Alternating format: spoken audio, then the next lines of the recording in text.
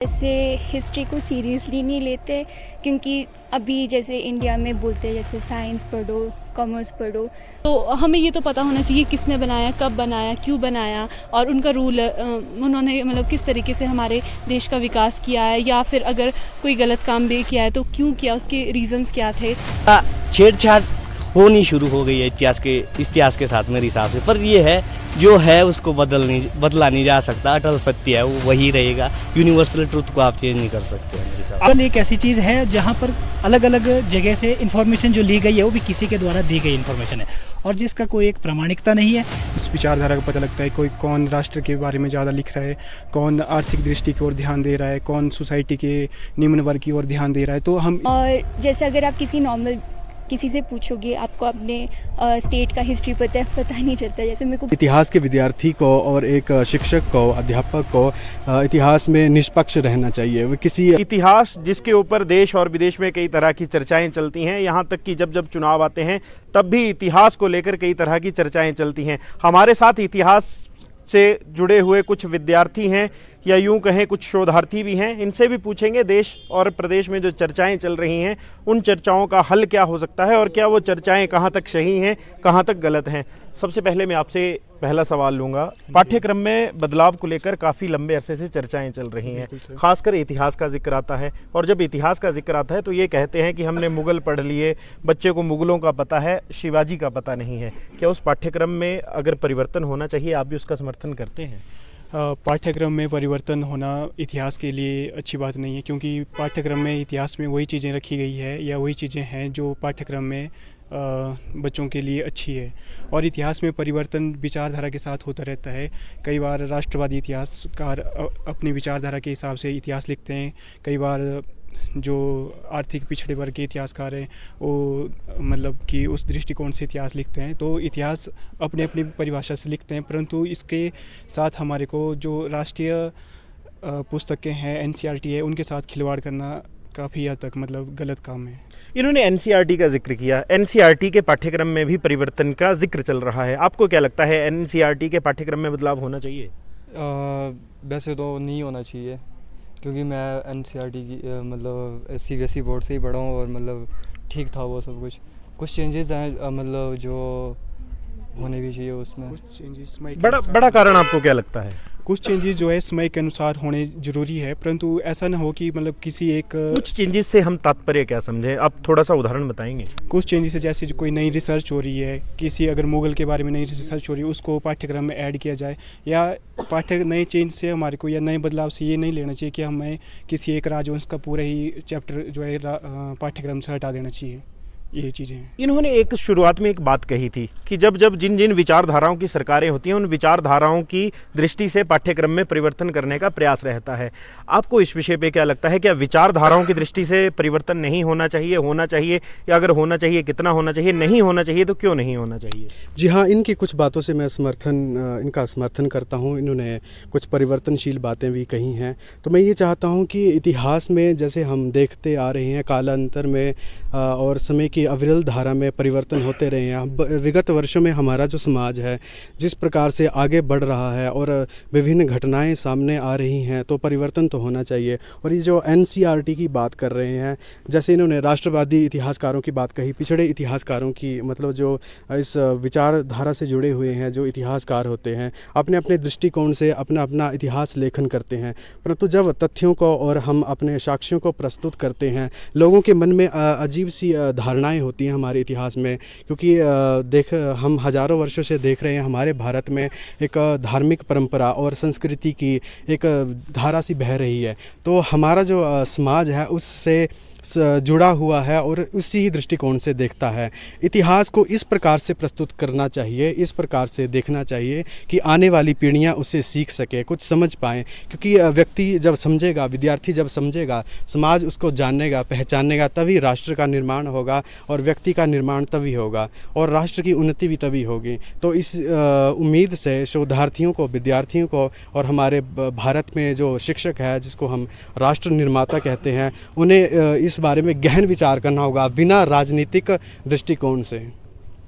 इन्होंने एक बात कही, अगली पीढ़ी जो देखेगी वो बहुत महत्वपूर्ण होगा। इतिहास के विषय में भी कुछ इसी तरह की बात आती है। इसमें सबसे बड़ा सवाल वर्तमान समय में ये उठ रहा है कि हम अपने बच्चों को मुगल क्यों पढ़ाएं, हम अपने बच्चों को भगत सिंह क्यों नहीं पढ़ाते, हम अपने बच्चों को वीर शिवाजी क्यों नहीं पढ़ाते। आपको इस विषय पे क्या लगता है?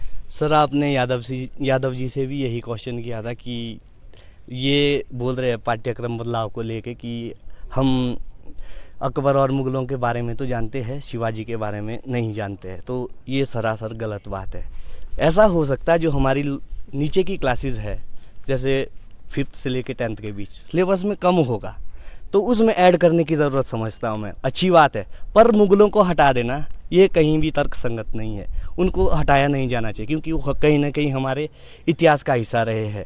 हाँ, ये हो सकता है जो बड़ी क्लासेस है, जैसे एमए है, हमारे को पता है शिवाजी के बारे में। ऐसा नहीं है कि एमए में कहीं भी शिवाजी के मोटे मोटे ग्रंथ है लिखे हुए हर एक वंश के बारे में। राजपूतों के बारे में अलग से है, जैसे महाराणा प्रताप हो गया, उनके बारे में अलग से है, राणा कुंभा हो गया। हाँ, ये अलग बात है कि छोटी क्लासेस में नहीं है। अगर आप ऊपर जाएंगे, यूनिवर्सिटी लेवल पर जाएंगे है, हमारे को ज़रूरत ये नहीं है कि मुगलों को हटाना है। हमारे को ज़रूरत ये है जो हमारी छोटी क्लासेस है उनमें जो हमारे हीरोज़ है, जैसे कि शिवाजी हो गए, महाराणा प्रताप हो गए और अन्य राजपूत है, राणा सांगा वगैरह, उनको ऐड करना चाहिए ताकि हमारे जो छोटे बच्चे हैं अपनी जो छोटी क्लासेस है 2nd स्टैंडर्ड या 3rd स्टैंडर्ड के बाद या आफ्टर 5th स्टैंडर्ड के बाद पाठ्यक्रम में ऐड करना चाहिए ताकि वो जाने उनके बारे में। ऐसा नहीं होना चाहिए कि मुगलों को हटा दिया और हमारे हीरोज़ क्या बोलते हैं, जैसे शिवाजी है, महाराणा प्रताप है, उनको ही ऐड करे। जो हमारा इतिहास रहा है उसको हम हटा नहीं सकते। अच्छा, एक इतिहास में एक लेखकों का जिक्र इन्होंने भी किया था, इन्होंने भी किया है कि या तो राष्ट्रवादी होते हैं या फिर पिछड़े वर्गों से होते हैं। आपको क्या, और आर्थिक दृष्टि भी इन्होंने एक जोड़ी है, आपको क्या लगता है कि जो लेखक है उसको तथ्यों के आधार पर लेखनी करनी चाहिए या फिर जिस तरह से सवाल उठ रहा है कुछ राष्ट्रवादी होते हैं, कुछ अन्य तबकों से होते हैं, वो नहीं होना चाहिए, सिर्फ तथ्यों को ही आधार मानना चाहिए, या फिर विचारधाराएं भी मायने रखती हैं? देखिए सर, एक इतिहास का स्टूडेंट होने के नाते मैं ये कहना चाहूँगा कि जो इतिहास है वो तथ्यों के आधार पर ही लिखा जाएगा, उसको मिटाया नहीं जा सकता। अगर हम ये बोलेंगे कि क्या बोलते हैं शिवाजी नो डाउट महान थे और महाराणा प्रताप नो डाउट महान थे, ये इतिहास में हमने पढ़ा है कि महाराणा प्रताप को हराया था अकबर ने, तो अकबर ने नहीं हराया था, उनका सेनापति था एक मानसिंह, वो राजपूती शासक था। कहीं ना कहीं ऐसा हुआ इतिहास में जो हमारे ही शासक थे आपस में लड़े हैं, हराया भी, ऐसा नहीं कह सकते कि पूरी तरह से। मतलब मैं आपकी बात का ये कि ये मतलब सोचूं कि इतिहास को तोड़ना मरोड़ना भी कुछ समय से शुरू किया गया है। हाँ जी, ऐसा छेड़छाड़ होनी शुरू हो गई है इतिहास के साथ मेरे हिसाब से। पर ये है जो है उसको बदला नहीं जा सकता, अटल सत्य है वो वही रहेगा। यूनिवर्सल ट्रुथ को आप चेंज नहीं कर सकते हैं मेरे हिसाब से। आप भी विश्वविद्यालय के मुझे छात्र लग रहे हैं, आपसे भी इतिहास से जुड़ा हुआ ही एक सवाल लूंगा। एक कुछ समय से एक और चीज़ देखने को मिल रही है, इतिहास के बारे में एक और बड़ी बात कही जा रही है कि जब से गूगल आई है उसने कहीं ना कहीं हमारे इतिहास की भी जगह ली है। कहा यह भी जाता है कि जब बच्चा पढ़ता था तो पहले किसी को अपना आदर्श मानता था, अब बच्चों का आदर्श गूगल हो गया है। आपको क्या लगता है, क्या ऐसा है?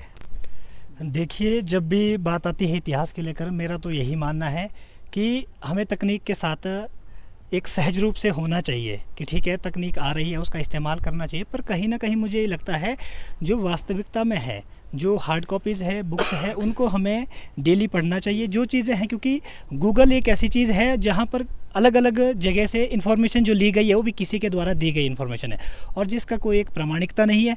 लेकिन जो भी रेफरेंस किताब आपके पास होगी, जो किताबें आपके पास होगी, जब आप उनको उठाओगे तो कहीं ना कहीं आप उसका पॉइंट ऑफ व्यू समझने का प्रयास करोगे। लेकिन गूगल में ये होता है कि कोई भी आपको किसी से पूछ के वो इन्फॉर्मेशन डाल देते हैं, लेकिन उसकी ऑथेंटिसिटी को लेकर काफ़ी बड़े प्रश्न चिन्ह लगते हैं। तो मुझे लगता है हमेशा जब भी आप इतिहास की बात करो तो आप रेफरेंस पर जाना चाहिए आप लोगों को, ना कि आपको गूगल का प्रयोग करना चाहिए। हाँ, कुछ चीज़ें उसमें ठीक हो सकती है, पर मुझे लगता है कि इतिहास को जानने का सबसे बेस्ट तरीका ये है कि आपको रेफरेंस बुक्स पर ही जाना चाहिए, वो ज़्यादा बेहतर रहेगा।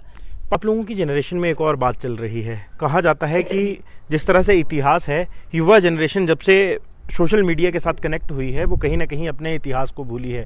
क्या आपको भी ऐसा लगता है? नहीं, ऐसा नहीं है। हिस्ट्री एक ऐसा सब्जेक्ट है जो कभी भी चेंज नहीं हो सकता। मतलब अगर हमें अपने पास्ट के बारे में जानना है, हम जानना चाहते हैं आर्कियोलॉजी के बारे में, न्यूमिस्मेटिक्स के बारे में, तो हमें मतलब हिस्ट्री पढ़ना बहुत ही ज़्यादा ज़रूरी है। विदाउट हिस्ट्री हम उनके बारे में नहीं जान पाएंगे। अच्छा, आप लोगों ने हिस्ट्री पढ़ी है, हिस्ट्री में क्या आपको लगता है पाठ्यक्रम में कुछ बदलाव होना चाहिए? अगर होना चाहिए तो कहाँ पे होना चाहिए? पाठ्यक्रम में बदलाव तो नहीं होना चाहिए, बट हाँ हम ऐसा कर सकते हैं कि उसमें जो चीज़ें आप अभी कह रहे थे उसको ऐड ऑन कर सकते हैं, ना कि डिलीट करना। बिकॉज़ अगर हम मुगल्स को डिलीट कर लेंगे तो मुगल्स ने इतने अच्छे अच्छे मॉन्यूमेंट्स बनाए हैं, लाइक ताजमहल एक्सेट्रा, तो मतलब उनके बारे में हमें जानना ज़रूरी है कि, और बहुत सारे टूरिस्ट भी उसे देखने आते हैं स्पेशली, तो हमें ये तो पता होना चाहिए किसने बनाया, कब बनाया, क्यों बनाया, और उनका रूल उन्होंने मतलब किस तरीके से हमारे देश का विकास किया है, या फिर अगर कोई गलत काम भी किया है तो क्यों किया, उसके रीज़न्स क्या थे। तो डिलीट तो नहीं होना चाहिए, बट ऐड ऑन होने चाहिए, मतलब अबाउट शिवाजी, जो आप कह रहे थे उनके बारे में। आपने +2 तक इतिहास की किताब पढ़ी होगी, इतिहास में आपको कमियां कहाँ दिखती हैं और एक प्लस पॉइंट क्या लगता है? कमियां मेरे को ये लगता है कि जैसे हिस्ट्री को सीरियसली नहीं लेते, क्योंकि अभी जैसे इंडिया में बोलते हैं जैसे साइंस पढ़ो, कॉमर्स पढ़ो, पर हिस्ट्री अगर हम हिस्ट्री नहीं जानेंगे हम वही सेम गलतियां रिपीट करेंगे जो हमारे एंसेस्टर्स ने की थी। तो जैसे हिस्ट्री में जैसे प्रॉपर ट्रेनिंग के लिए, फिर हमारे कंट्री को प्रॉपरली रिप्रेजेंट करने के लिए हिस्टोरिकल फ्रेमवर्क, आर्कियोलॉजिकल फ्रेमवर्क में वो बहुत रह जाता है पीछे स्कूलिंग में। फिर जैसे जो हम कॉलेज में जाते हैं तो हमें शुरू से करना पड़ता है पढ़ाई। और जैसे अगर आप किसी से पूछोगे, आपको अपने स्टेट का हिस्ट्री पता नहीं चलता, जैसे मेरे को खुद नहीं पता है हिमाचल की हिस्ट्री के बारे में ज़्यादा, तो वो थोड़े बहुत चीज़ें ऐसे हैं जो स्कूल में होने चाहिए। हाँ जी। और आपको इतिहास की किताबों में सबसे अच्छी बात क्या लगती है? ऐसे इतिहास की किताबों में रिसर्च मेरे को अच्छा लगता है कि कैसे, अगर जैसे हम ह्यूमन बींग्स, हमारे में बायसेस तो होते हैं ही, जैसे जब भी हम कोई सब्जेक्ट पढ़ते हैं, स्पेशली हिस्ट्री, क्योंकि वो अगर आप जैसे कुछ भी सब्जेक्ट पढ़ रहे हो आपके अलग इंटरप्रिटेशंस होंगे, तो अगर आप वो शुरू से ही अपने बायसेस प्रेजेंट करते हो तो लोगों को पता चलता है आप किस पॉइंट ऑफ व्यू से आप अपना बायस मतलब अपना रिसर्च वर्क रख रहे हो। और अगर आप ऐसे डिफरेंट स्कॉलर्स के पढ़ोगे तो आपका एक बहुत ऑल राउंडेड अप्रोच होगा हिस्ट्री के लिए। तो आप ऐसे कभी बोलोगे नहीं कि इस सब्जेक्ट को डिलीट कर देना चाहिए, इस डायनेस्टी को डिलीट कर देना चाहिए। चलिए, आखिरी के 2 सवाल कुछ शोधार्थियों से लेंगे। हम एक बात करते हैं इन्फ्लुएंसिंग की, कि जब कोई राइटर लिखता है तो किसी से प्रेरित होकर लिखता है। इतिहास के विषय में आप किन्हीं 2 लेखकों का कंपैरिजन कर सकते हैं कि उसने इतिहास के बारे में ऐसा लिखा था, दूसरा ये क्लेम कर रहा है, हम विद्यार्थी हैं, किस पर यकीन करें? देखो, इतिहास को अगर जानना है तो जैसे पहले भी मेरे साथ ने बताया कि रेफरेंस बुक्स को ही पढ़ना चाहिए।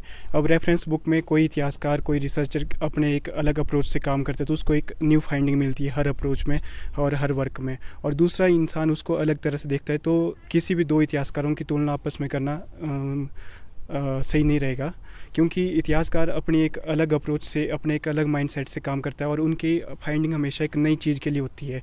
किसी सेम चीज़ के लिए उनके मतलब मतभेद अक्सर होते रहते हैं और एक चीज़ को लेके मतलब कोई भी इतिहासकार सहमत होना बहुत मुश्किल बात रहती है। तो हम ये डिफरेंशिएट कैसे करेंगे किसने विचारधारा से प्रेरित होकर लिखा है?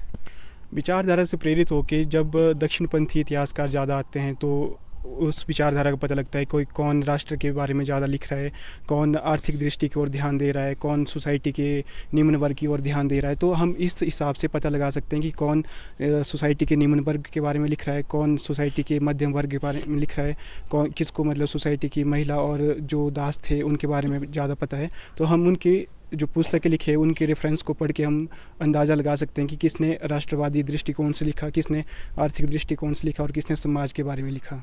चलिए, मैं अब आपसे आखिरी सवाल लूँगा। पाठ्यक्रम में परिवर्तन जो है वो किसको करना चाहिए? क्योंकि जब जब नेता करते हैं उनके ऊपर सवाल उठते हैं, या जिन विचारों से जुड़ी हुई सरकारें राज्य में होती हैं वो परिवर्तन करते हैं, उनके ऊपर सवाल उठता है। फिर पाठ्यक्रम में परिवर्तन कौन करेगा और किस तरह का परिवर्तन होना चाहिए, और परिवर्तन के क्या क्या आपके पास पैरामीटर्स होने चाहिए?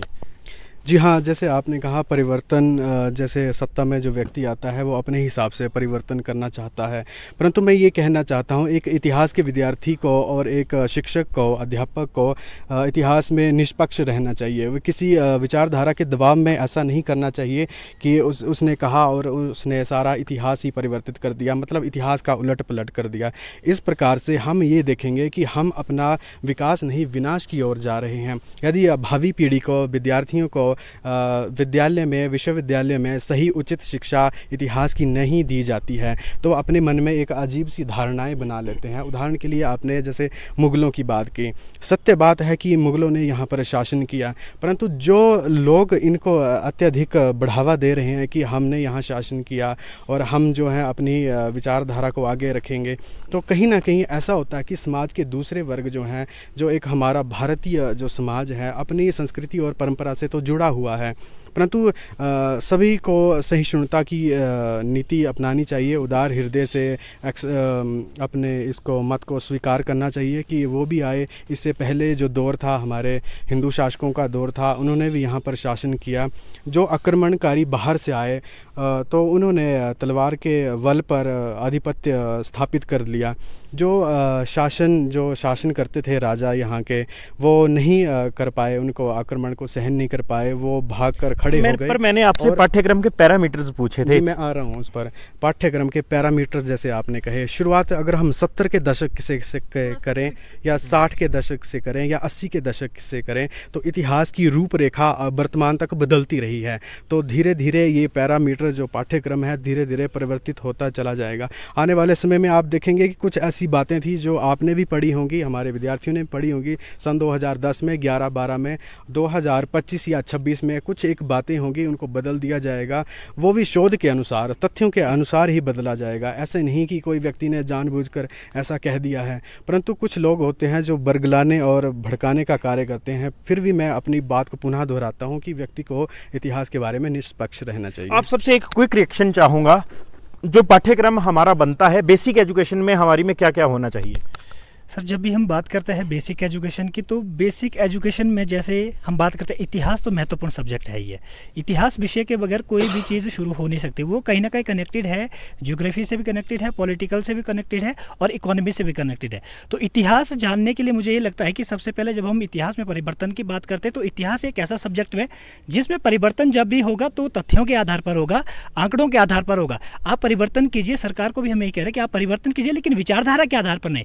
इतिहास का अर्थ है कि बदल रही है चीजें। अगर कोई नया शोध आपको दिखता है, उसमें कमियां हैं, कमियों को मैंने आपसे पूछा ये था बेसिक एजुकेशन में होना क्या क्या चाहिए। बेसिक एजुकेशन में हमारी यही है कि जो अगर इतिहास सब्जेक्ट की आप बात करते हो, बेसिक एजुकेशन में हमारे जो जैसे 3 तरह के हम इतिहास पढ़ते हैं, प्राचीन, मध्यकालीन और आधुनिक। हमें तीनों मतलब जो क्या नाम कहते हैं स्पेशलाइजेशन है, तीनों पर काम करना होगा। तीनों को मतलब ये कि बराबर वेटेज देना चाहिए। बेसिक एजुकेशन में क्या क्या होना चाहिए?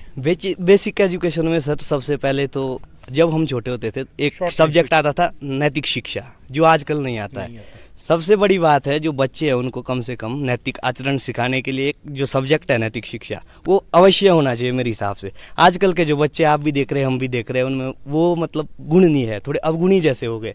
तो उनको अपने से बड़ों का शिष्टाचार और आदर करने के लिए ऐसे सब्जेक्ट लगाने चाहिए कम से कम पिछली जो छोटी क्लासेस है 1st से 3rd या 4th स्टैंडर्ड तक, कि ना उनका नैतिक आचरण सुधरे। हिस्टोरिकल पॉइंट ऑफ व्यू से क्या होना चाहिए?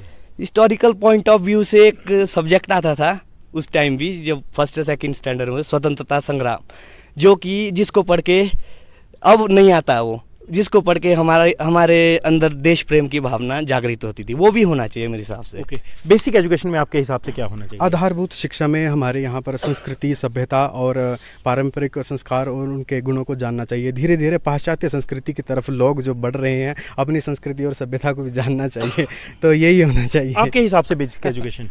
बेसिक एजुकेशन में एज ए हिस्ट्री में ये देखता हूँ कि मतलब भाषा, संस्कृति और जो हमारे रिचुअल्स हैं वो एज मतलब हमारे स्टेट में तो लागू होने चाहिए, जिससे हमारे को अपनी संस्कृति के बारे में, इतिहास के बारे में ज़्यादा जानकारी प्राप्त हो। आपको क्या लगता है बेसिक एजुकेशन में क्या होना चाहिए? बेसिक एजुकेशन में जैसे हमारी हिस्ट्री 3 पार्ट्स में डिवाइडेड है, एंशिएंट, मेडिवल और मॉडर्न। तो मैं चाहती हूँ कि बेसिक एजुकेशन में हमें इनकी आउटलाइंस के बारे में बताया जाए कि इनमें क्या क्या हुआ था, ताकि हम आगे जाके उन्हें अच्छे से पढ़ें। आपको क्या लगता है बेसिक एजुकेशन में? बेसिक एजुकेशन में हिस्टोरिकल पॉइंट ऑफ व्यू से होना चाहिए कि सारे इवेंट्स को प्रॉपर्ली रिकॉर्ड करके फिर आगे जाके ताकि लोग उसको और भी डिटेल में पढ़े, वो होना चाहिए। जैसा कि मैंने आपको पहले बताया था, हमारे साथ इतिहास में रुचि रखने वाले कुछ विद्यार्थी थे, कुछ शोधार्थी थे, और हमने भी इतिहास के ऊपर चर्चा ये की कि जिस तरह से कई तरह के दावे देश और प्रदेश में किए जाते हैं, चाहे वो पाठ्यक्रम में परिवर्तन की बात हो या फिर लेखकों या फिर इतिहासकारों से जुड़ा हुआ विषय हो, कि कुछ इतिहासकार विचारधाराओं से प्रेरित होकर लिखते हैं, उस पर युवाओं का पॉइंट ऑफ व्यू क्या था वो हमने आपको सुनवाया। संवाद भारत में अभी के लिए बस इतना ही।